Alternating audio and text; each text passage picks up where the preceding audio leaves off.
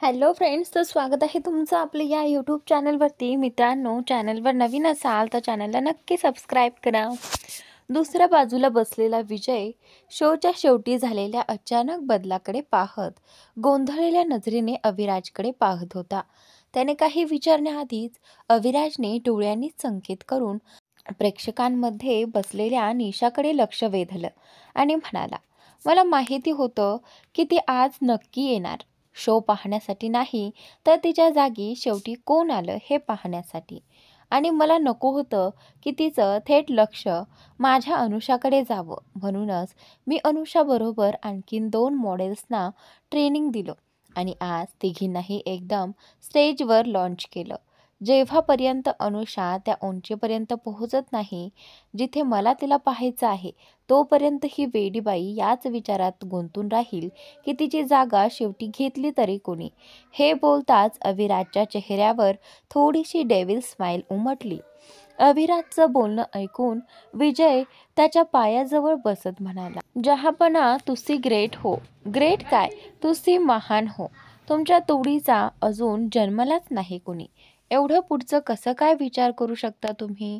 आणि त्याच्या पायांना स्पर्श करत म्हणाला, तुमच्या चरणधुळीने या तुच्छ जीवाला धन्य करा प्रभू. विजयची ही नौटंकी पाहून अविराज शांतपणे उठला आणि तिथून निघून गेला. मागून विजय अजूनही म्हणत राहिला, प्रभू प्रभू असे न जाता मला तुमच्या शरणात घ्या प्रभू. हे सगळं पाहून बिचारा ऋषभ हसू आवरत होता. पण मोठ्याने हसलास तर विजय त्यालाच उलट सुनावेल म्हणून तो ओठांवर हात ठेवून हसू दाबत होता. पण विजयच्या नजरेतून काही सुटणार नव्हतंच. तो ऋषभकडे जाऊन त्याच्या खांद्यावर हात ठेवत म्हणाला, काय रे, एवढं हसू येतंय? वाटतंय आयुष्यात खूप सुख शांती आहे तुझ्या. थांब, आत्ताच कोणाला पकडून तुझं लग्न लावून देतो. हे ऐकताच ऋषभ पटकन उठून म्हणाला, अरे बॉस बोलावलंय, खूप काम आहे, मी निघतो. अरे थांब ना, आत्तापर्यंत तर खूप हसू येत होतं तुला, आता कुठे निघालास? ये इथे एकत्र हसूया. तोवर ऋषभ तिथून 9-2-11 झाला होता. सगळे निघून गेल्यावर विजय पुटपुटला, कमाल आहे, सगळे मला एकटं सोडून गेले. चलो, मीही जाऊन त्या न्यू मॉडेलला भेटून येतो. असं म्हणत खोडकर हसत तो देखील तिथून निघून गेला.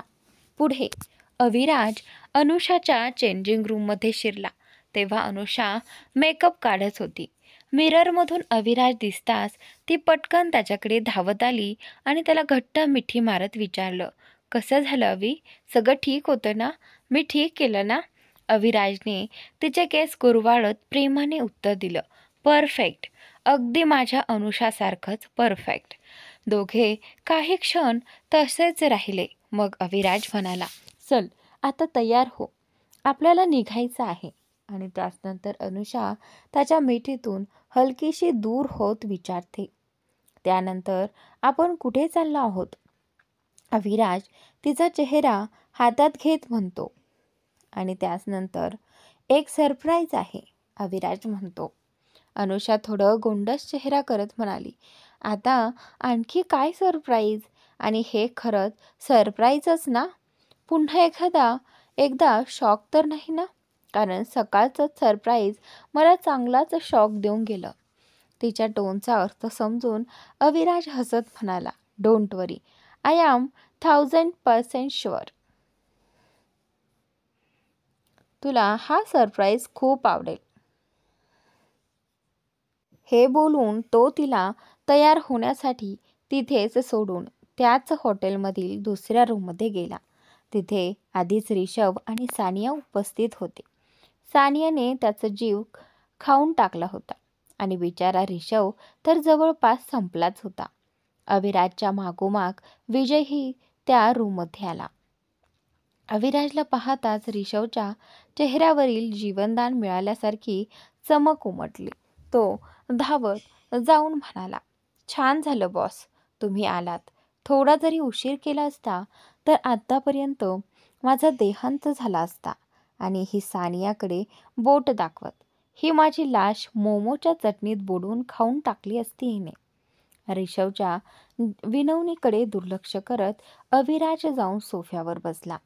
सानिया तर एवढी वैतागलेली दिसत होती की तिने तोंड उघडलं तर अजगरासारखी आगच फेकल्यासारखं वाटत होतं आणि त्या आगीत रिषव तळून जाईल असा प्रकार. रिषवची अवस्था पाहून विजय तर पोट धरून हसू लागला.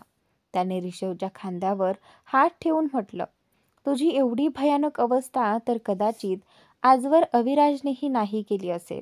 फायनली मला ती मिळाली जी तुला चांगलं सुनावू शकते.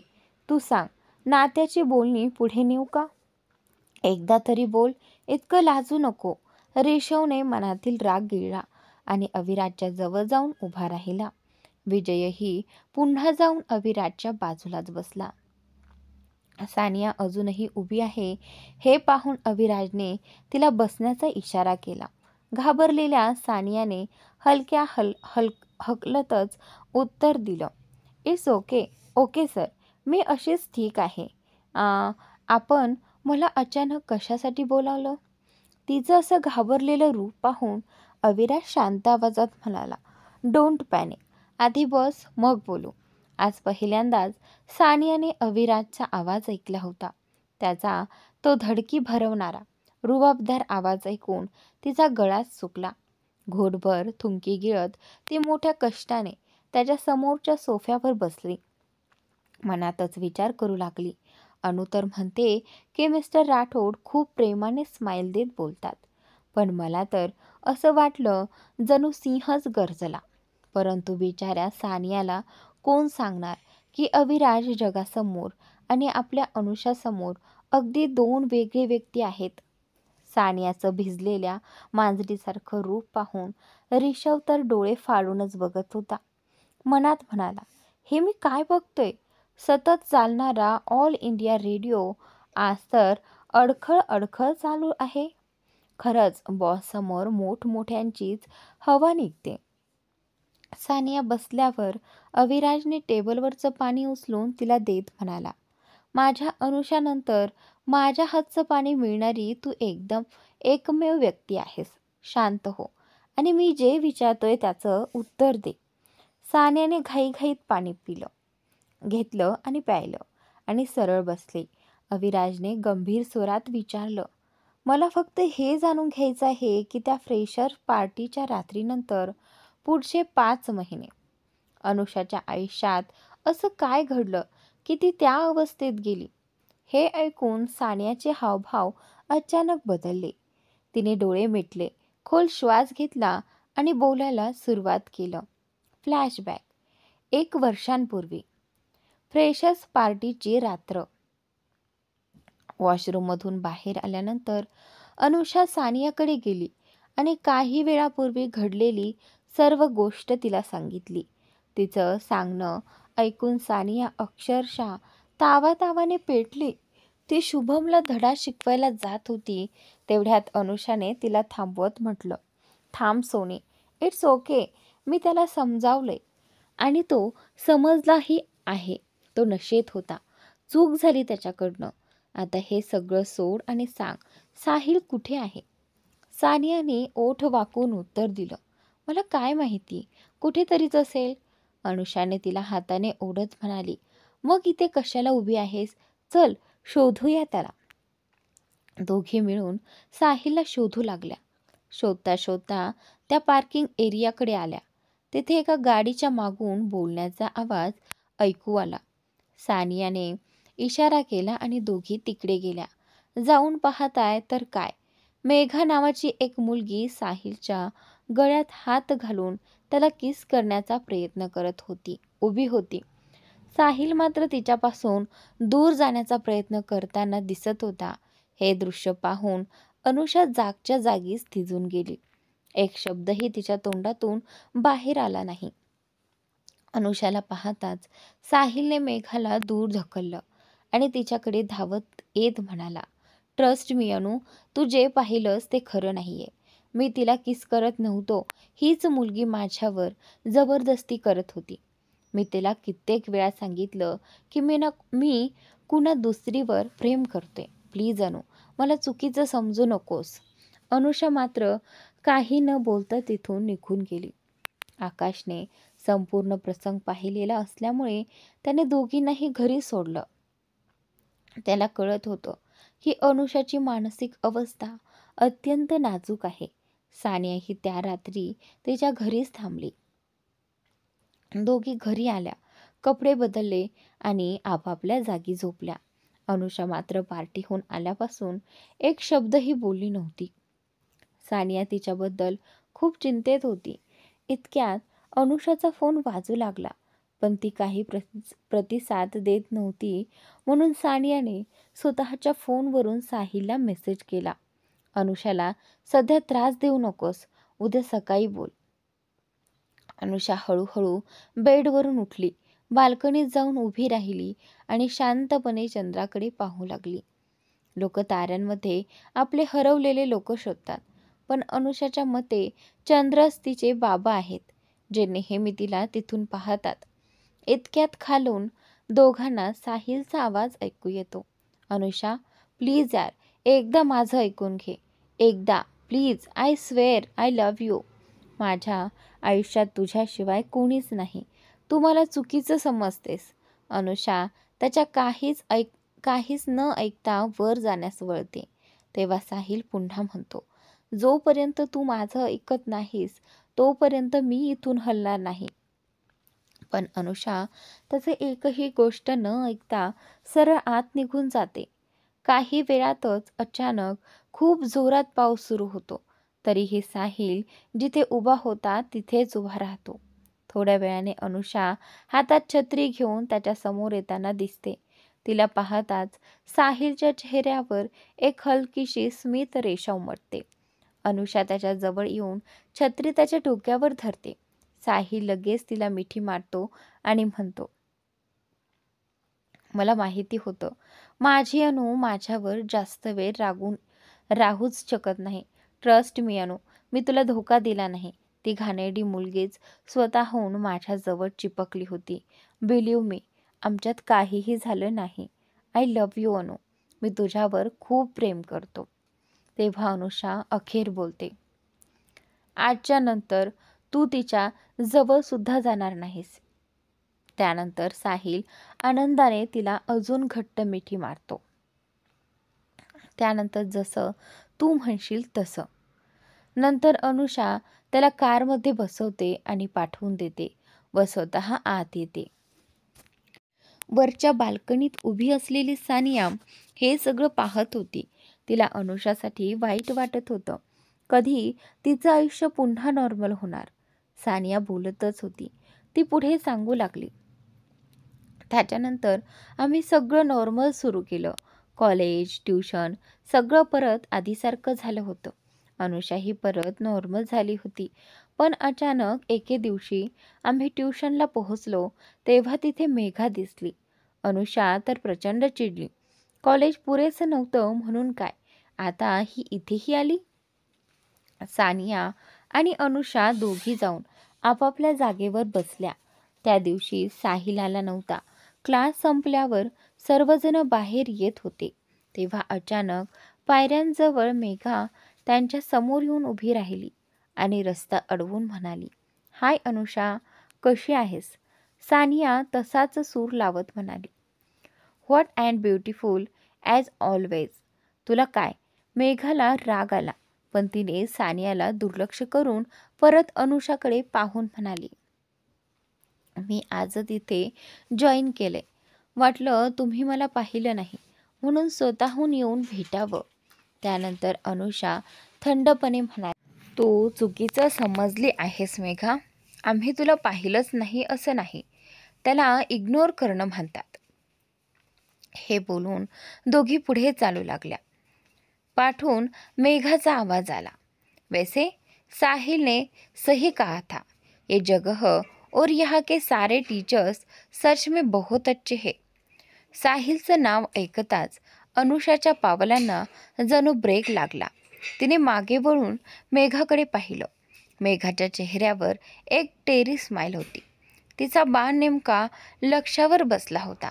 मेघा चालत अनुषाच्या जवळ आली आणि म्हणाली, काय झालं डार्लिंग, एवढी सरप्राईज का दिसते?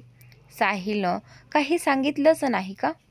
नंतर नकली आश्चर्याने म्हणाली, अरे हो, तुम्ही तर एकमेकांपासून काहीही लपवत नाही ना?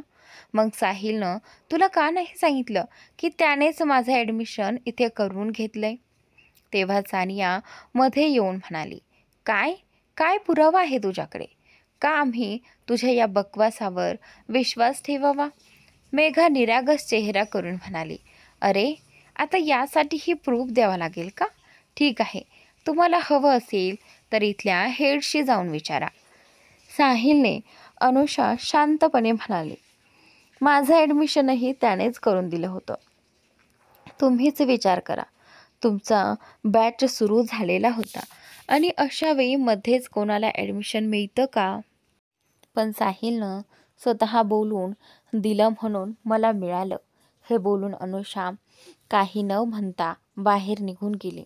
तिच्या मागून सानिया देखील बाहेर आली आणि तिला थांबवत म्हणाली, अनु ऐक, तू पण त्या चुडेलच्या बोलण्यावर खरंच विश्वास ठेवतेस का? अनुषा तिचा हात झटकत म्हणाली, ती खरं बोलत होती सोनी, कारण माझं ॲडमिशनही साहिलने असंच हेडशी बोलून बॅचेच्या मध्ये करून दिलं होतं. सानिया तिला शांत करत म्हणाली, तू टेन्शन घेऊ नकोस, आधी घरी जाऊया शांतपणे, मग साहिलशी बोलून त्याच्याकडूनच सगळं क्लिअर करून घेऊया ना. नाही, घरी जाऊन नाही, मला आत्ताच सगळं क्लिअर करायचं आहे. असं म्हणत अनुषाने साहिलला फोन केला आणि ट्युशननंतर सगळे जेथे चहा प्यायला जात असत त्या टपरीवर यायला सांगितलं. थोड्या वेळाने दोघीही त्या ठिकाणी पोहोचल्या. सुमारे अर्ध्या तासानंतर साहिलची बाईक तिथे येऊन थांबली. तो उतरून अनुषाकडे आला आणि विचारलं, काय झालं? मला इतक्या अर्जंटली का बोलावलं?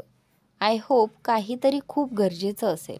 त्याचा हा लहेजा ऐकून आधीच चिडलेली अनुषा उठून त्याच्याजवळ गेली आणि म्हणाली, आता मला तुझ्याशी भेटायला कारण लागेल? माझं मन झालं म्हणून तुला बोलावलं तर तुला प्रॉब्लेम आहे का? अनुषाच्या रागाने बोलण्यामुळे साहिलला लगेच जाणवलं की त्यानं कसं बोलून टाकलं. त्यानं आपलं बोलणं सुधारत म्हणाला, अरे अनु, तू असं का बोलतेस? माझ्या डोक्यात खूप दुखत होतं. मी घरी रेस्ट करत होतो. तुझा फोन आला म्हणून लगेच पळत आलो. मला वाटलं काही एमर्जन्सी असेल म्हणून तसं बोललो, बस. Present time. अविराजचा फोन वाजल्यामुळे सानिया बोलणं थांबते. स्क्रीनवर पाहिलं तर अनुषाचा कॉल होता. त्याने फोन रिसीव्ह करत म्हटलं, हो बच्चा. समोरून अनुषा चिडून म्हणाली, अवी, कुठे आहात तुम्ही? मला रेडी व्हायला सांगून तुम्हीच कुठे गायब झालात, मिस्टर इंडिया? त्यानंतर अविराज हलकं हसू दाबत म्हणाला, सॉरी बच्चा, तुला वाट बघावी लागली. मी एका महत्त्वाच्या कामात अडकलेलो होतो. तू एंट्रन्सवर माझी वाट पहा, मी लगेच येतो. फोन कट करून त्याने तो खिशात ठेवला आणि बाहेर निघताना सानियाकडे पाहून म्हणाला, माझ्या ऑफिसमध्ये येऊन भेट, बाकी सगळ्या गोष्टी तिथे बोलू. आणि हो, अनुषाला काही समजू नये हे म्हणत तो बाहेर गेला. बेचारी सानिया तिथेच उभी राहून जे घडलं ते समजून घेण्याचा प्रयत्न करत होती.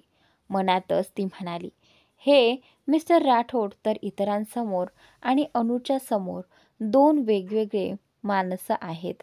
अनुशी किती प्रेमाने, किती जपून वागतात, तेवढ्यात मागून रिषभ आला आणि तिचं उघडं तोंड हाताने बंद करत म्हणाला, तोंड बंद कर, नाहीतर माशी आत जाईल.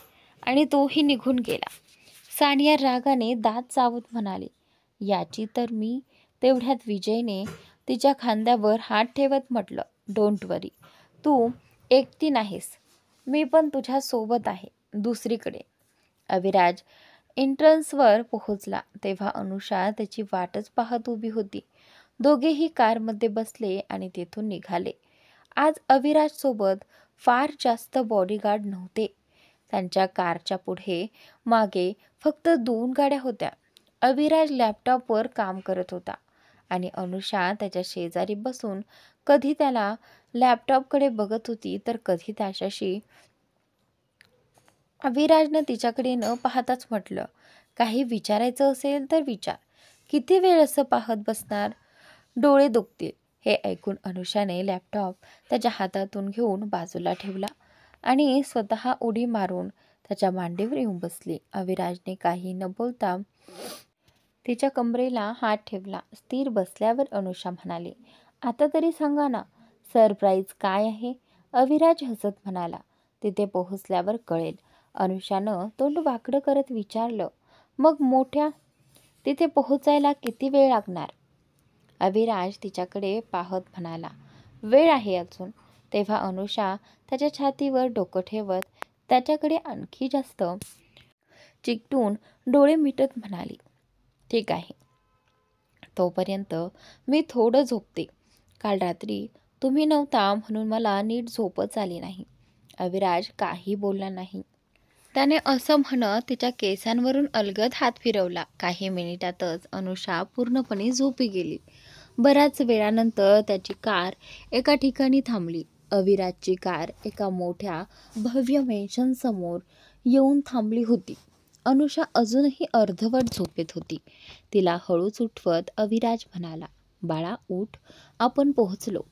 अनुषा उठली आणि डोळे चोळत म्हणाली, पण आपण आलो कुठे? अविराज तिला घेऊन कार मधून खाली उतरला. समोर उभ्या असलेल्या त्या भव्य मेन्शनकडे पाहत अनुषा काही क्षण स्तब्धच झाली. ती काही विचारणार इतक्यात अविराजने तिचा हात पकडत तिला पुढे नेलं.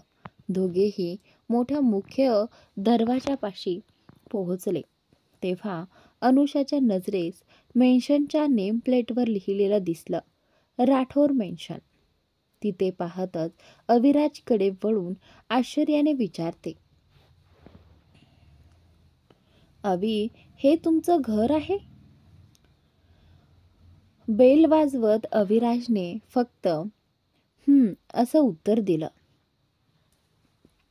हे ऐकून अनुषा थोडी चिंताग्रस्त झाली आणि म्हणाली, अवी प्लीज आता तरी सांगा ना, हा सरप्राईज नेमकं आहे काय? तिच्याकडे पाहत अविराज शांतपणे म्हणाला, आपण आईला भेटायला आलो आहोत. आई हे शब्द कानावर पडताच अनुषाचे डोळे मोठे झाले. मनात हजारो विचार सुरू झाले. कशी असेल अविराजची आई? तिला मी आवडेन का? तिने त्याचा हात धरत चिंताग्रस्त स्वरात विचारलं, अवी, मी काय चूक केली आहे का? सकाळपासून तुम्ही मला छोटे छोटे हृदयाचे धक्के देत आहात. ती बोलतच होती तेवढ्यात दरवाजा उघडला. समोर जवळजवळ 48 वर्षांच्या आसपासच्या एक अत्यंत सोज्वळ स्त्री उभ्या होत्या. सिल्कची साडी, हातात 2 डायमंडच्या बांगड्या आणि गळ्यात मोत्यांचा हलका पण सुंदर हार. त्यांचा संपूर्ण लुक साधा असला तरी अत्यंत एलिगंट दिसत होता. चेहऱ्यावरून तर त्या अजूनही 35च्या आसपासच वाटत होत्या. या होत्या मिसेस राधिका सिंह राठोड, अविराजची आई. अविराज अनुषाचा हात धरून आत पाऊल टाकणार इतक्यात राधिकाजींनी त्यांना थांबवत म्हटलं, जिथे आहात तिथेच थांबा. त्यांनी मग मेडला हाताने इशारा केला. हे पाहून अनुषाच्या मनात अजूनच भीती दाटून आली. तिला राधिकाजी अगदी त्या टीव्ही सिरियलमधल्या कठोर सासूंप्रमाणे वाटू लागल्या, ज्या सूनबाईंवर सतत अन्याय करतात. ती असं विचार करत असतानाच मेड आरतीची ताटली घेऊन आली आणि राधिकाजींकडे दिली. आरतीची ताटली हातात घेत राधिकाजी दोघांकडे आल्या. दोघांची आरती करत त्या गोड हसून म्हणाल्या, दोघीही म्हणाल्या, पहिल्यांदाच घरी आला आहेस, तेही अनुषासोबत. आरती न करता मी तुम्हाला आत कसं येऊ देणार? राधिकाजींनी हसतच दोघांची आरती केली आणि थाळी पुन्हा मेडच्या हातात देऊन त्या अनुषाकडे आल्या. तिच्या डोक्यावर प्रेमाने हात फिरवत म्हणाल्या, जसं ऐकलं होतं त्याहूनही जास्त गोड आहेस तू. आता कशी आहेस? त्याचनंतर त्या हे विचारत होत्या, कारण अनुषाच्या परिस्थितीबद्दल त्यांनाही सर्व माहिती होती.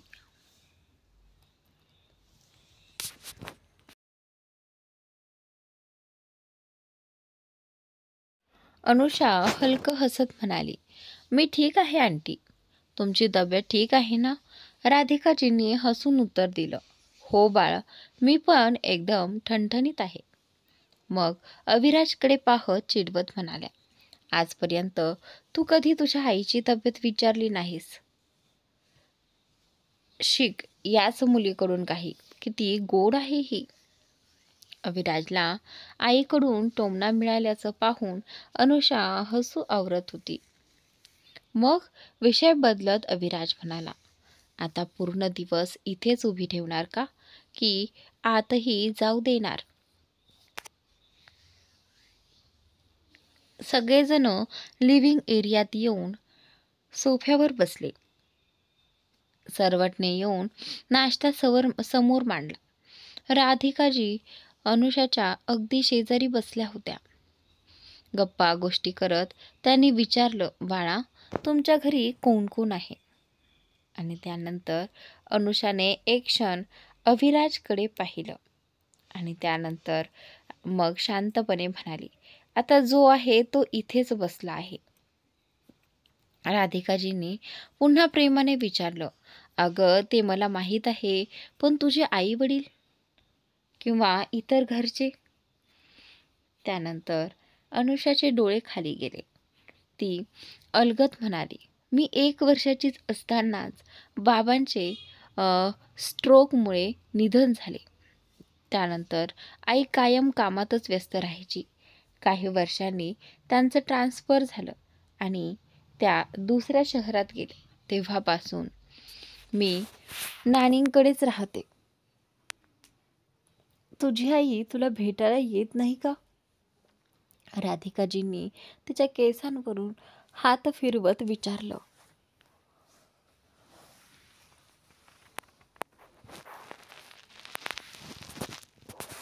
अनुषा हलकीशी पण फिकी स्मित करत म्हणाली, येते वर्षातून एकदा, 2-4 दिवसांसाठी.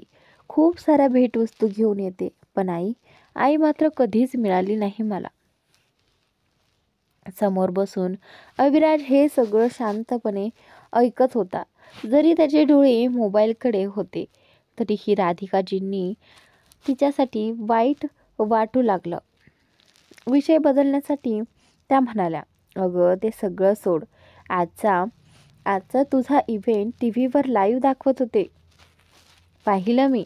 माझी मुलगी किती सुंदर दिसत होती आणि किती छानरित्या पूर्ण केलंस तू संपूर्ण कार्यक्रम. आईने असं कौतुक केलं पाहून एवढं ऐकताच अनुषाचे डोळे भरून आले.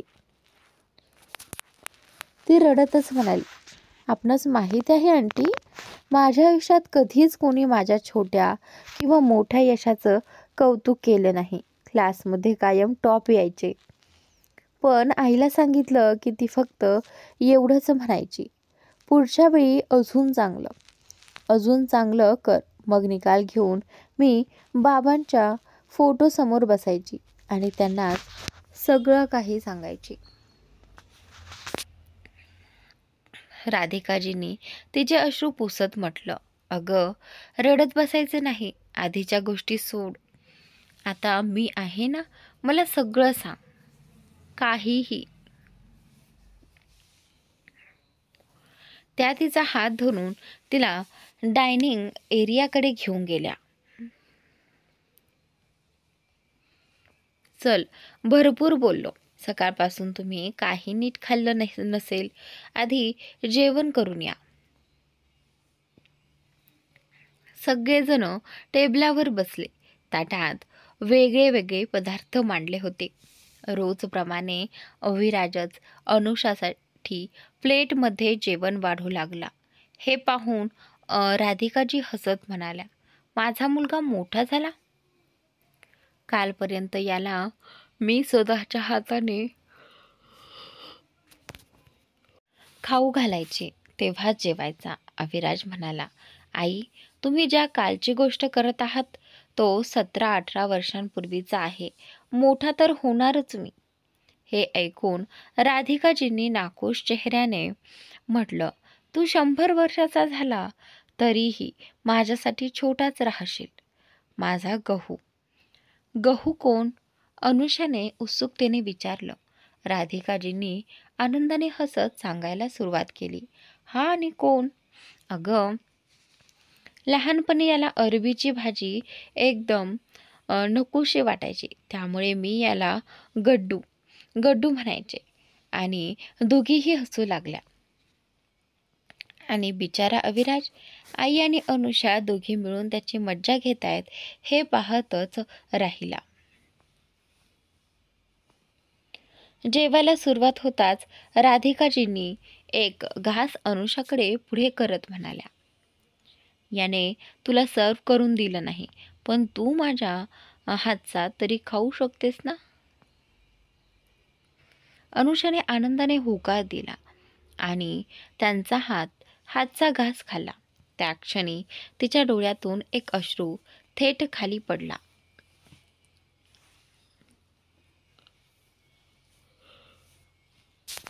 काय झालं बाळा, रडतेस का? जेवण आवडलं नाही? सगळं मी स्वतः बनवलंय तुमच्यासाठी, राधिकाजींनी काळजीने विचारलं. अनुषा एकदम पटकन म्हणाली, नाही नाही आंटी, जेवण खूपच स्वादिष्ट आहे. फक्त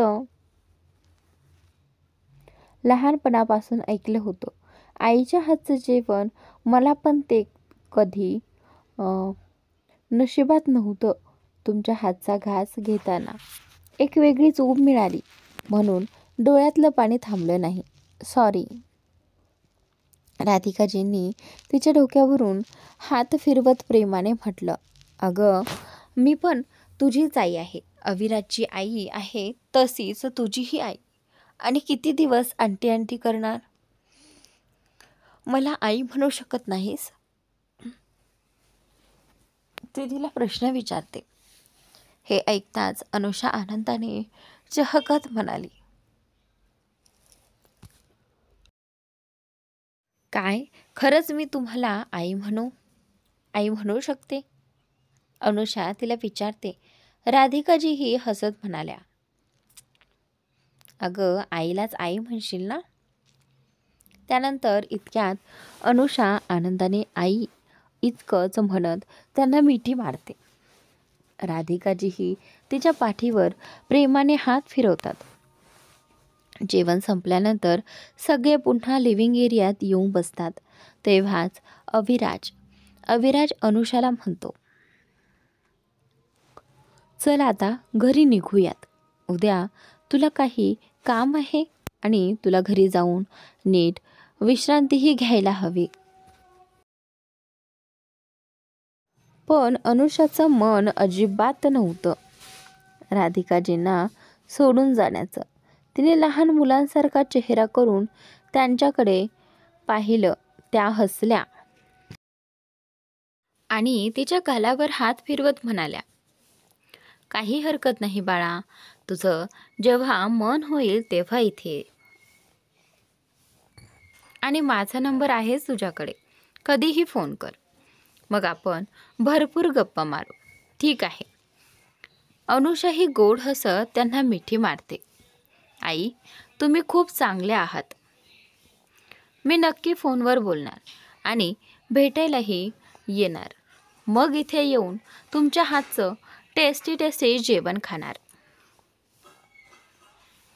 नंतर ती अविराजकडे वळून म्हणते, माहिती आई, याने मला रोज बोरिंग आणि हेल्दी खाऊ घालून माझ्या तोंडचा टेस्टच खराब केला आहे.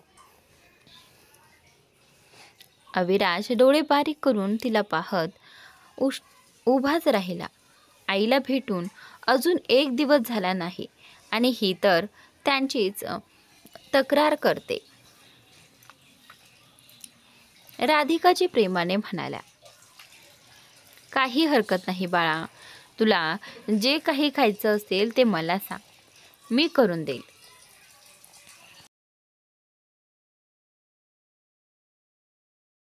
अनुषाने पटकन होकार देत मान हलवली. थोड्या वेळाने दोघांनी राधिकाजींना बाय करून बाहेर पाऊल टाकले. जाण्यापूर्वी राधिकाजींनी अविराजला थोडं दूर नेत अनुषाकडे बघत त्याचा हात हातात घेतला आणि म्हणाल्या, बाळा, खूप गोड मुलगी आहे ती. आणि त्यानंतर आयुष्यात खूप काही सहन केले तिने. आता ती तुझ्यासोबत आहे. कधीही तिला काही त्रास देऊ नकोस. अविराजने त्यांच्या हातांवर स्वतःचा हात ठेवत जणू आश्वासनच दिलं. मग दोघे गाडीमध्ये बसले. रस्त्यात अविराजने विचारलं, काय, कसा वाटला सरप्राईज? आवडलं. अनुषा तर आनंदाने उड्या मारत म्हणाली, आवडला म्हणजे माझ्या आयुष्यातला हा बेस्ट सरप्राईज होता. थँक्यू अभि. तुमच्यामुळे आज मला आई मिळाली. असं म्हणत ती त्याच्या छातीवर डोकं ठेवते. अभिराजही तिला जवळ घेत तिचे केस कुरवाळत म्हणतो, बाळा, आज संध्याकाळी एक पार्टी आहे. तुला कम्फर्टेबल वाटत असेल तर माझ्यासोबत चल. अनुषाने होकार देत मान हलवली. काही वेळात त्यांची गाडी अभिषा पॅलेस समोर थांबली. दोघीही आत येऊन आपल्या आपल्या रूममध्ये चेंज करायला गेले. थोड्या वेळाने अविराज तयार होऊन हॉलमध्ये अनुषाची वाट पाहत उभा होता. त्याच्याजवळ उभ्या असलेल्या ऋषभला तो पार्टीत अनुषाच्या सेफ्टीबद्दल काही सूचना देत होता. तेव्हाच त्याला पायऱ्यांवरून खाली उतरत येणारी अनुषा दिसली. अनुषाने golden shimmery body hugging dress घातला होता. केस स्ट्रेट साइड पार्टेड, कानात 2 राऊंड इयररिंग्स, हातात एक ब्रेसलेट, पायात मॅचिंग हिल्स आणि हलकासा मेकअप. दुसरीकडे अविराजने व्हाईट गोल्डन कॉम्बिनेशनचा 3 पीस सूट, हातात ब्रँडेड वॉच, नीट सेट केलेले केस आणि ब्लॅक शूज घातलेले होते. त्याच्या हँडसम लुकसाठी इतकंच पुरेसं होतं. अनुषा समोर येताच अभिराजही उठून उभा राहिला. काही क्षण दोघे एकमेकांकडेच पाहत राहिले. आजूबाजूचे सर्वंटही त्यांच्या जोडीचं कौतुक करत होते. नंतर अविराजने तिचा हात धरला आणि दोघे पार्टीसाठी निघाले. आज ते दोघे वेगवेगळ्या गाड्यांनी आले होते आणि पार्टीमध्येही वेगवेगळे प्रवेश करणार होते. कारण ही पार्टी सकाळच्या इव्हेंटच्या निमित्ताने होती आणि तिथल्या सगळ्या मॉडेल्सच्या मीडिया इंटरॅक्शन होणार होतं. अविराजला अजून त्यांच्या नात्याबद्दल कोणालाही कळू द्यायचं नव्हतं. पार्टीमध्ये हळूहळू अतिथी येत होते. मीडिया संपूर्ण कार्यक्रम कव्हर करत होती. अनुषा, श्रेया आणि आकृती आत येताच मीडिया त्यांना थांबून फोटो काढायला लागली आणि सकाळच्या इव्हेंटबद्दल काही प्रश्न विचारले. कारण आजचा परफॉर्मन्स सर्वात बेस्ट त्यांचाच होता आणि त्यामुळे त्यांच्या ज्वेलरी ब्रँडची मार्केट व्हॅल्यू ही खूप वाढली होती. मीडिया इंटरॅक्शन संपल्यावर ते तिघे आत आल्या. अनुषा हॉलभर नजर फिरवत अभिराजला शोधू लागली. तेवढ्यात एका कोपऱ्यात तिला अभिराज दिसला. एका हातात ड्रिंकचा ग्लास घेऊन काही लोकांशी बोलताना दिसला. तर मित्रांनो, आजचा भाग इथे संपलेला आहे. पुढील भाग पाहणं खूप इंटरेस्टिंग ठरणार आहे, तर नक्की पहा आणि चॅनलला सबस्क्राईब नक्की करा.